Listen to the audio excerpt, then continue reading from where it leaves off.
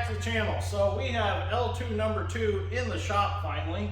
The 1660's out, corn head's fully rebuilt, the sprockets are all put back on it, it's ready to go back to the field. It's actually sitting outside right now. Dad's gonna pressure wash on it a little bit, and then it's going back to the field. So what I wanna do this morning is I need to address why this combine's running so rough. The engine runs rough. So first thing I'm gonna do is I'm gonna pull the valve cover off, and I'm gonna check for any sticky valves. It kind of pops a little bit, like it might have a little bit of valve issue or something like that. So I want to pull the valve cover off. It did sit for a really long time, so it could have stuck a valve, and it could be still stuck right now. So while it was running outside, I went ahead and I loosened all the injector lines. I made sure there's no air in the system. That seemed to help a little bit. I did notice when I did that the fuel's pretty dirty in the fuel system. So another thing I'm gonna do is I'm gonna go ahead and I'm gonna change all the filters. I'm gonna drain the tank out and start with fresh fuel, fresh filters, restart it, see what it sounds like. If it sounds good, it runs good, then we're gonna proceed with putting the tracks on it. It's probably gonna be more than a one-part video to put the tracks on. It's probably gonna be 2 to 3 parts. We'll see what happens. But another thing, it developed another problem, which I think I figured out why this happened. The head drive does not run. The separator all runs, but we have no head drive. When I hit the switch for the head drive, nothing happens. I think what happened is when we put the unloading auger out, the wire for the ground for the head drive clutch is behind the bolt for the brace that holds the auger, and I think that it lost ground because that moves quite a bit. So we had the same problem on the other L2, and the way that we remedied that was we put a ground wire directly to the sidewall of the combine with a self-tapping screw, and I haven't had a problem since. So what we're going to do now, we'll go pull that valve cover off, see if we got an issue in there. If we don't, we'll proceed with changing fuel filters, get some fresh fuel in it, possibly put some Marvel Mystery Oil or some power service in it, and we'll start again and see what it does. If not, we're going to have to dig a little deeper. I know for a fact that the throttle shaft leaks a little fuel around it. I'm not sure if maybe the injector pump's sucking air back in. So that's another thing we're going to have to figure out. But I want to make sure that it's got plenty of power, and I'm not going to have any issues with it out in the field before it even leaves here, even before we put the tracks on. I hate to get the tracks on and then find we have a major engine issue. That'd be terrible, because that flat bar alone to put the tracks on was $120-some. I mean, 1 inch by 4 inch wide flat bar is $120-some now. It's just steel. New steel prices are getting absolutely ridiculous because of Let's Go Brandon. Not this Brandon, the other Brandon that lives in the big house in that one state. We can't talk about it because YouTube will probably kick it off. But so let's get started, see what we can come up with. Hopefully it runs fine, and then we can proceed with the tracks, and we'll have a good run of track combine here. So let's get at it. I'm going to get these bolts out of the valve cover. Just some 7/16 head bolts.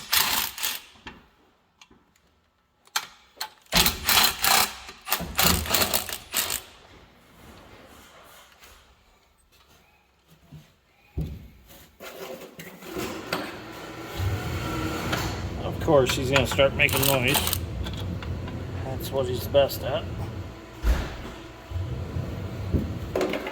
Try and make videos, and he's got a pressure washer. If it ain't the air blower, it's a pressure washer. If it ain't the air blower or pressure washer, it's beating on something with a hammer. Didn't we say a couple videos ago we were going to fire him?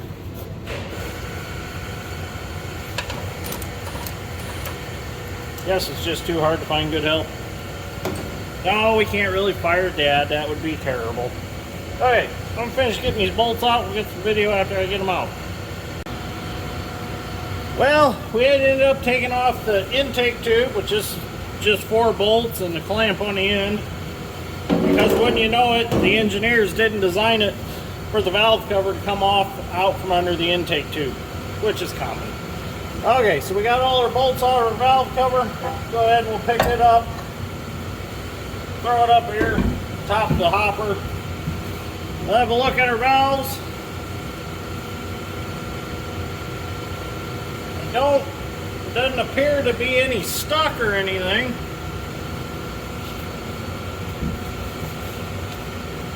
Get the flashlight and have a look here.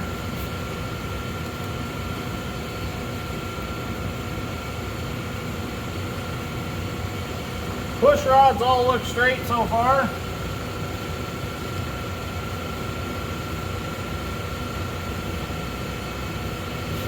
We'll have to turn it over a little bit and see if anything sticks. So I got a starter button hooked up, and the fuel shutoff solenoid is in the off position, so the engine will not start. So what I'm going to do is I'm going to take the starter button, I'm going to turn the engine over, and I'm going to watch the valves and see if any are sticking.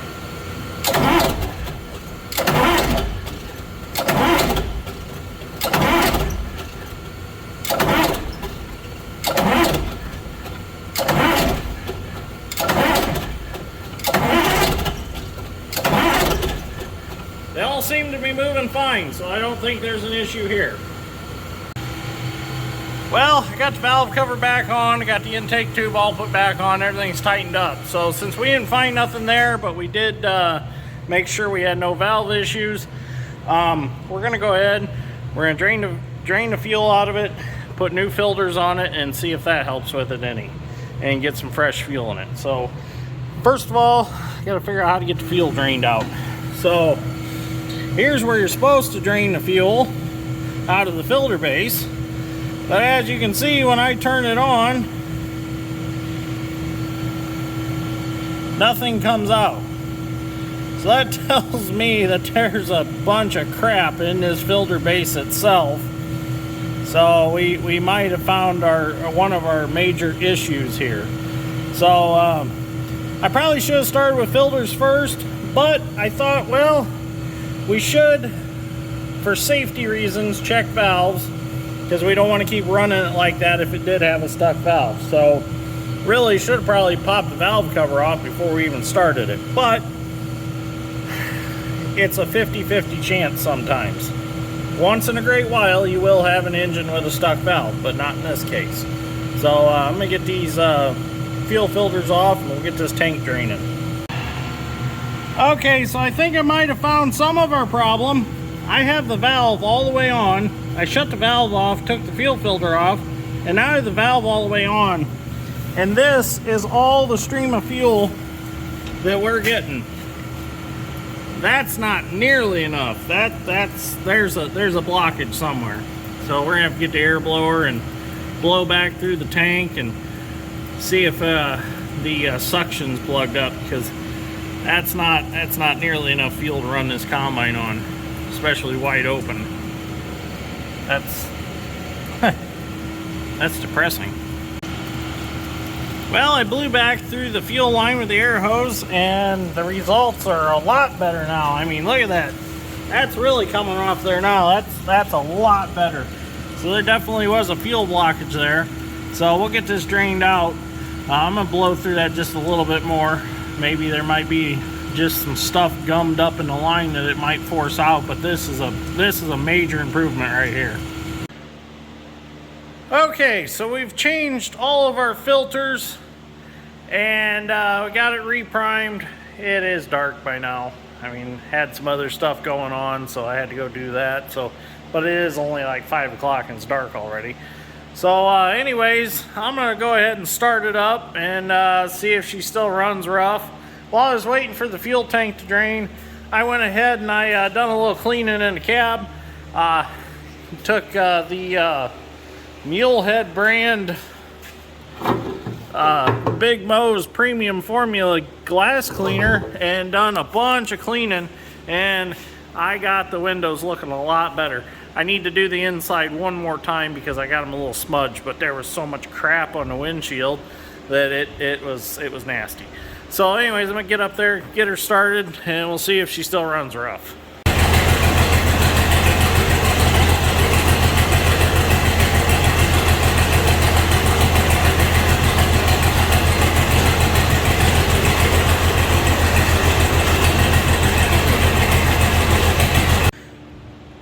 So I got on a Gleaner page and I asked for a little advice, see if anybody else have had a Gleaner that runs rough like this one. A couple guys said possibly stuck injectors. I talked about that throttle shaft right there. Well, it's not dripping now, but it was. A couple guys said it won't affect it. A couple guys said it will affect it. What was the general idea that everybody had was to dump some automatic transmission fluid in, let it run for a little bit and let it sit overnight, and then come back tomorrow and see how it runs. They say that that'll really free up stuff in injector pumps and injectors and possibly fix it. So I got a quart of automatic transmission fluid. I'm going to dump in it. We're going to try it. So I thought it was kind of funny that started talking about this combine, put a picture of it on the Gleaner page, and some guys caught on to who I actually am on there, and they realized that I'm dirt, grain, and steel, and they thought that was just the greatest thing in the world. I got a kick out of that because a couple of them were like, yeah, my dad watches you all the time, put two and two together, figured out who you were, the guy putting tracks on an L2. So that was pretty cool. I always like to hear the feedback on social media when they actually find out who I am, because I go under my normal name as Brandon on there, and they put two and two together and figure out who I am, and they realize he's like, oh yeah, he's the one with the YouTube channel. So I always think that's pretty cool. So anyways, I'm gonna take this automatic transmission fluid we got here, and we'll put some in. I actually, in my pulling truck, in my 5.9 Cummins, for every 5 gallons of diesel fuel I put in it, I put a quart of automatic transmission fluid in, just to give some extra lubrication for the Bosch P-pump. So, it's an old tractor puller trick. I learned it from the tractor pulling guys. So it's not going to hurt anything at all. Put that in there and we'll run it for a little bit. Let that get around in the fuel system, and then we'll leave her sit overnight and see what happens. Well, I actually dumped some automatic transmission fluid and some Marvel mystery oil in it. I figure, what am I out at this point? If the injection pump's junk and the injectors are junk, what's it gonna hurt? So we'll give her a dose of Doc's favorite remedy, and it's become my favorite remedy. It worked miracles on the old MC, so I gave her a good dose of the Marvel mystery oil. Cleveland, get out of the shop. Cleveland, you're not supposed to be in here. Out. Out. Get. Dad catches you in here, he's going to throw a fit. This is Wilson's territory. So anyways, I let it run for a good 15-20 minutes, and I'm going to let it sit overnight and come back tomorrow and see if it made any difference. It sounded like it might be promising. It did change tone after a while. I don't know if it's because it just warmed up or if it actually started working, but we'll let that stuff sit in there overnight. Maybe it'll unstick whatever's stuck, and maybe we won't have to swap out injector pumps. We'll see. So Norm from Knapp Farms did contact me and told me if I want to, I can come get the injector pump off of the one that we got the auger swivel off of for the other L2. So we might go over and do that. So anyways, I'm going to call tonight, and we'll get back to this tomorrow. Well, it finally rained, so we got a chance to get back to the L2 number 2 that won't run very well. So it's been marinating with the automatic transmission fluid and the Marvel mystery oil. So we're going to go in there and see if we can get it running, aren't we? Yeah, we'll see what it does. Okay, so let's get in here and get in the combine and we'll give her a start, see what she does. Wait a minute. What the? Saddle tan interior? What the? That Marvel Mystery Oil is some crazy stuff. It changed the interior of the combine. What? Yeah. Well, what's this? Oh, no way, no way. There, no way. Rear wheel drive. No, we gotta go look at the back combine. Oh, that Marvel Mystery Oil is some wicked stuff. It's got a mud hog on it. Wait a minute. And a good chopper. Chopper's not smashed. You see that, or am I just imagining stuff? Yeah, it looks like it's different. Oh, wait a minute. This is a whole different combine. This one comes with a toolbox. This one's got a toolbox on it. L2 number 2 didn't have a toolbox. Yeah. Oh, let's get a better look. Yep. That's a mud hog. Rear wheel assist mud hog on an L2 Gleaner. Okay, so we'll come clean and tell you what really happened. So, L2 number 2 still won't run right, still has issues. So, we don't have time to send off the pump and injectors to get them rebuilt. We really want to get going on this project. So, got on a marketplace and came up with this beautiful specimen of an L2 Gleaner. This thing's got 1,700 original separator hours on it, and it's field ready. Dad Strength and I just went and picked it up this afternoon. So we're gonna look it over real good, make sure that just because it was advertised as field ready, we're gonna make sure for ourselves that it's field ready. We're gonna look it over real good. We're gonna get the corn head on it. We're gonna be running the Gleaner corn head that came with the L2 number 2 for now, and then eventually we're gonna convert this one to run red heads. So this is a very nice combine. I'm glad we were able to get a hold of it. Oh yeah, yeah. The Holy Grail. The Holy Grail right here. Concave adjustment without having to use wrenches to run it up and down. Still got to loosen these nuts up, but you can crank it up and down really fast with those. So that is going to be fantastic. So it's got the narrower drive tires like L2 number 2. They're not wide like L2 number 1, but we're going to definitely put the tracks on this machine. Everybody said, oh, well, you're going to want rear wheel assist with the tracks. Well, we've got her now, buddy. So can't wait to get this combine set up. So we will be making a video because I'm going to tack this on to the end of the last video. And this is why I stressed in the last video to watch the video about working on L2 number 2 because it was going to be exciting. So anyways, we're going to get at it, get going on it. We'll make some video of checking it over and stuff. So anyways, thank you for watching. Greatly appreciate it. You never know what you're going to see on this channel, so always stay tuned. So I hope that I entertain. So anyways, thank you for watching. We'll see you all in the next one.